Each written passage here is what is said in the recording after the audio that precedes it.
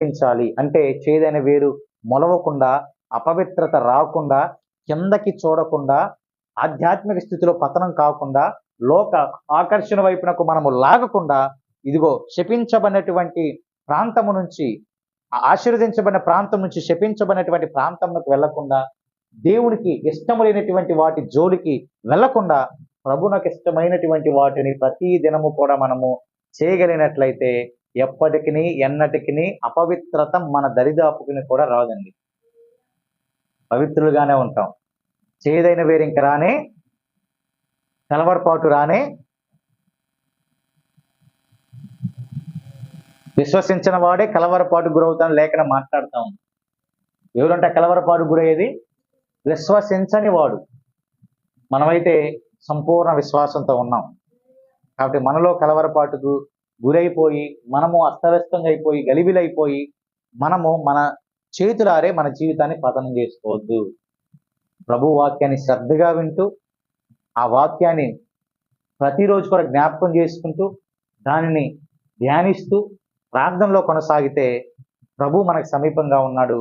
ఆ ప్రభు మన బలపరిచి సాతాన్ని మనకు దూరంగా చేస్తాడు, అపవాదిని దూరంగా చేస్తాడు, పవిత్రులుగా సమాధానంతో ఉండేటట్టుగా చేస్తాడు. కావున కిందకి చూడొద్దు అంటే లోక ఆకర్షణ వైపునకు చూడొద్దమ్మ.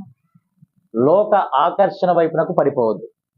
మన ఆధ్యాత్మిక స్థితి అపవాది చేతిలో పెట్టదు. వాళ్ళు ఎలాగైతే దొంగలు వస్త్రాలను ఏం చేశారంట దోచుకుని వెళ్ళిపోయారు.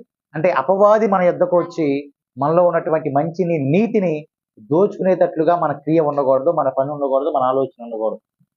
కావున ఈ మాటలు హృదయం అనే పలక మీద రాసుకోనండి. ఎప్పటికీ ఎన్నటికీ ఏ క్రియల ద్వారా అపవిత్రులుగా మనం అవ్వకూడదు. సమాధానం కోసం, పవిత్రత కోసం మనం ఏం చేయాలంటే ప్రతిరోజు ప్రయత్నము చేయాలి. ఆ ప్రాసెస్లో ప్రభువే మనకి సహాయం చేయునుగాక. ఒకవేళ మనం పరిస్థితిని బట్టి కృంగిపోయి, వేదన పడిపోయి, కింద పడిపోయిన వాడు ఉంటే వచ్చిన నష్టమే లేదు. మన ప్రభు ఎలాంటి వాడు తెలుసా? కృంగిన వారిని లేవనెత్తే దేవుడు. దేవుడికి స్తోత్రం కలుగునుగాక. ఎవరండి ఆయన?